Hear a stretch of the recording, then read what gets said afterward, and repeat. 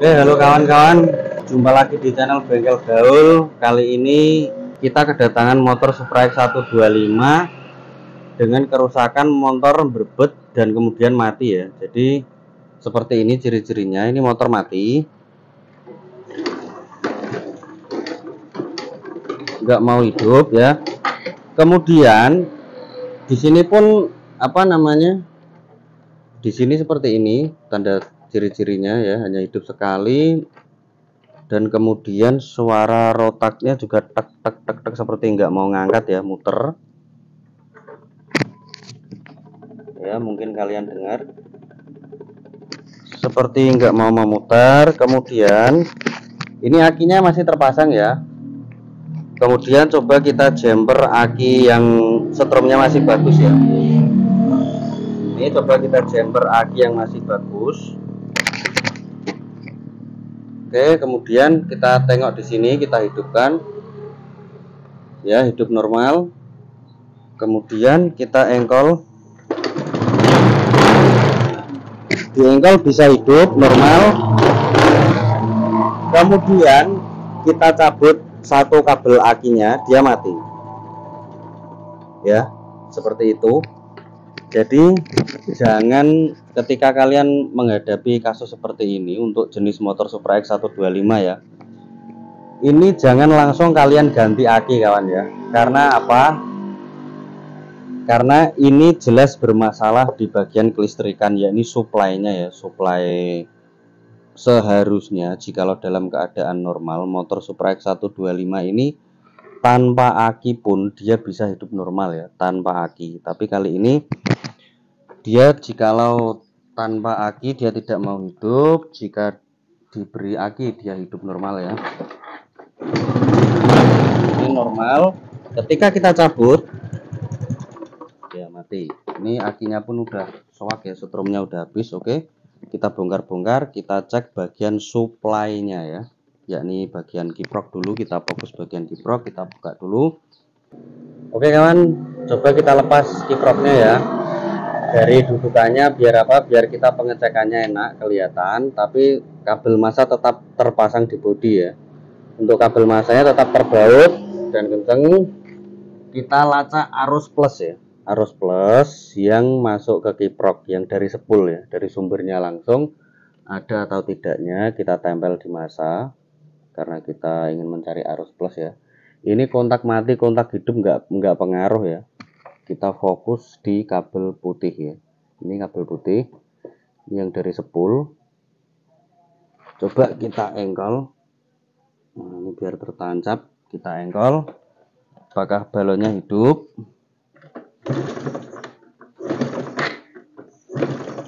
Kita arah balon ini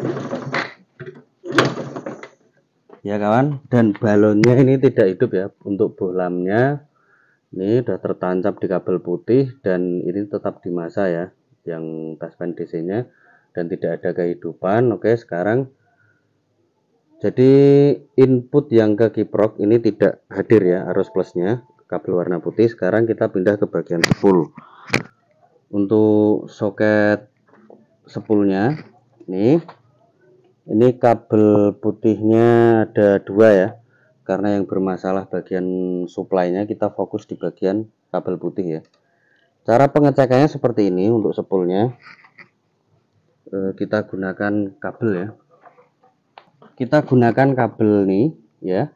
Ini kita colokkan di kabel warna hijau ya, yang soket dari sepul langsung ya, kabel warna hijau. Karena apa? Kabel warna hijau ini massa. Kita colokkan di kabel warna hijau,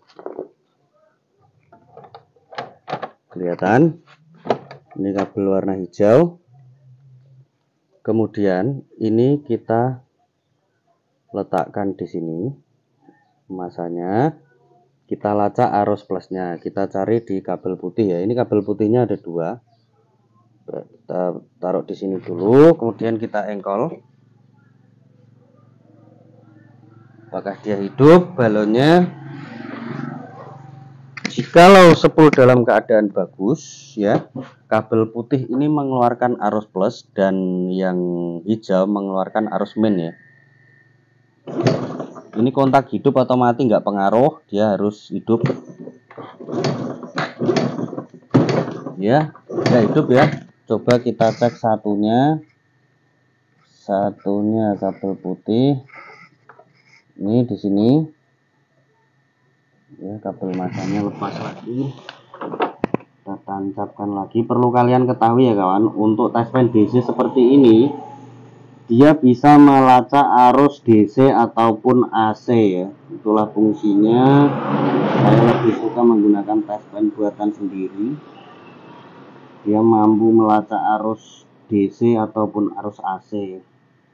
Ini kalau dari 10 ini masih AC ya kawan arusnya. Oke.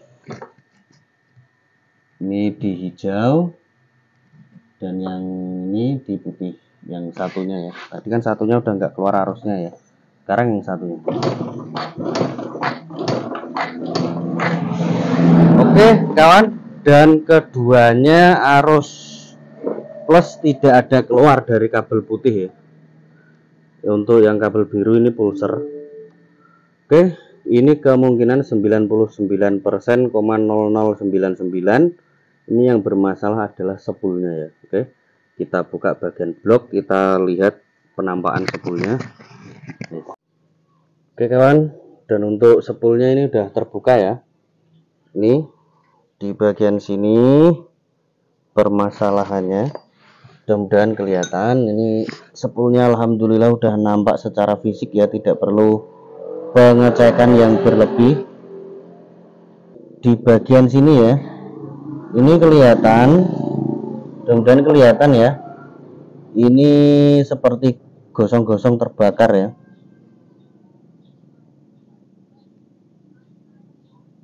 Yes, itulah pokoknya, itu di situ permasalahannya. Nah, kelihatan. Iya, itu kebakar ya kawan ya. Oke, karena di sini kami pun belum ada stoknya, mungkin untuk video kita cut dulu, kita carikan dulu. Ini kita sudah ada ganti spoolnya ya. Ini kita akan ganti dengan spool karisma ya, spool karisma yang karburator. Jadi sama apa enggak bang? Ini untuk karakteristiknya hampir sama ya. Jadi untuk spoolnya, untuk gulungannya ini sama persis ya. Tapi dia ada perbedaan di bagian pulser ya. Ini pulsernya beda.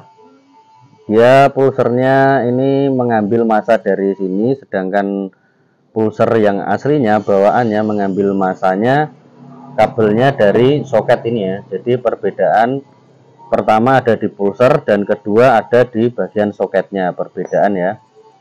Ini ada 4 kabel, sedangkan untuk yang baru ada 3 kabel ya. Nggak apa-apa.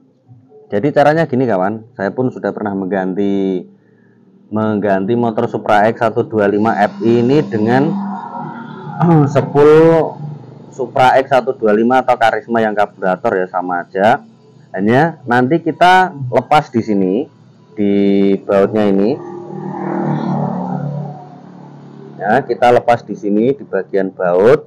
Kemudian ini arus plusnya ya, kita lepas di sini dan kita solder di sininya ya. Ini untuk masanya solder. Jadi kita tetap gunakan kabel yang lama. Ini dari sini sampai sini. Pulsernya pun masih kita pakai ya, karena nggak rusak.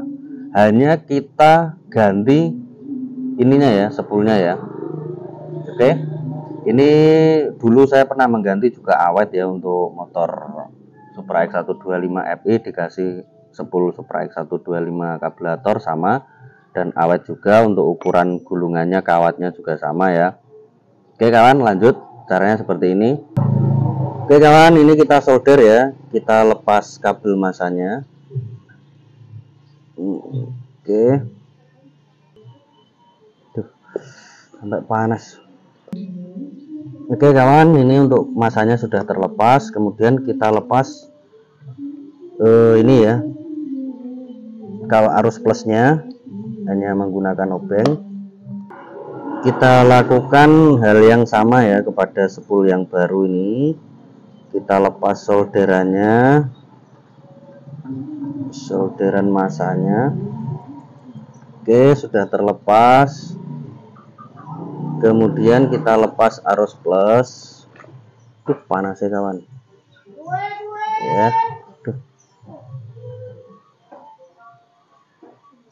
Kita lepas di sini di obengnya.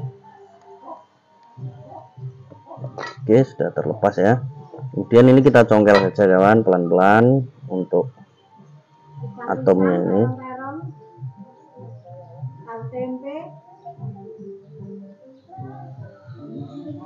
Ya, kita tarik saja ya, sudah terlepas ya, mudah sekali.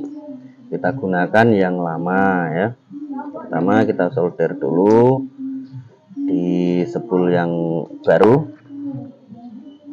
Ini untuk kabelnya yang lama. Kita solder lagi, kita beri timah.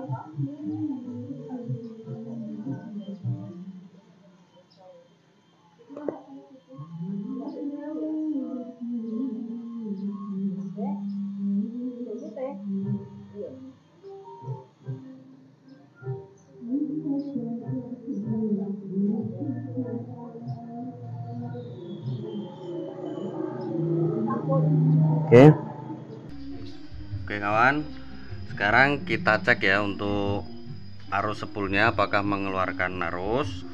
Ini kita colokkan di kabel warna hijau ya, kabelnya colok kabel warna hijau.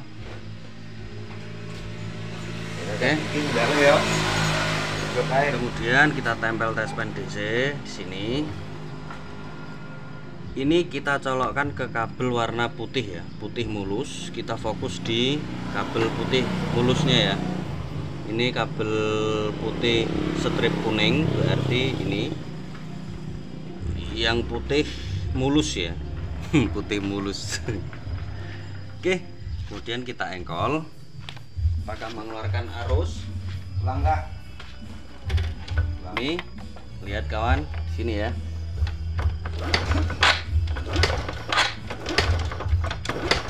Oke, dan oke, bagus sekali ya.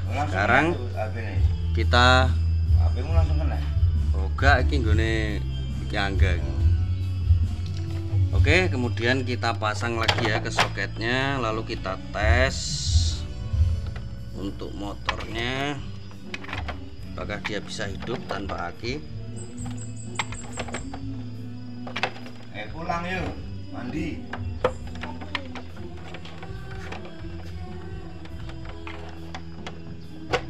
Oke, pindah kono enggak? Pindah kono. Oke kawan, ini kita taruh di sini ya. Kemudian kita engkol motornya, kontak on, kita hidupkan mesin. Nah ini ya tanpa aki, tengok. Ya di sini pun masih belum ada akinya ya. Kita hidupkan tanpa aki, apakah dia bisa hidup ya. Tanpa aki motor bisa hidup normal ya. Ini tanpa aki motor bisa hidup normal. Ini berarti untuk suplainya bagus. Kita cek kabel warna putih apakah ada arus, pastinya ada ya. Kita fokus di kabel warna putih. Ini mengeluarkan arus, kemudian outputnya merah. Ya, ini bagus ya. Ini banyak pinnya. Ini lampu yang kuning, putih dari spool, merah ini ke aki, yang satu ke kontak ya, yang satunya. Kemudian yang hijau ini massa. Ya, seperti ini. Ya, oke, jadi kasus yang dialami motor ini, oke, jadi udah hidup. Untuk kasus yang dialami motor ini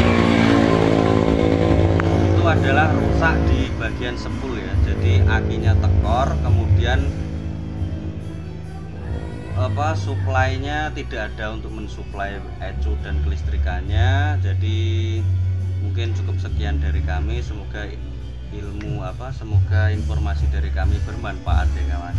HP ku rusak kawan, ganti HP ini kawan. Oke, thank you kawan.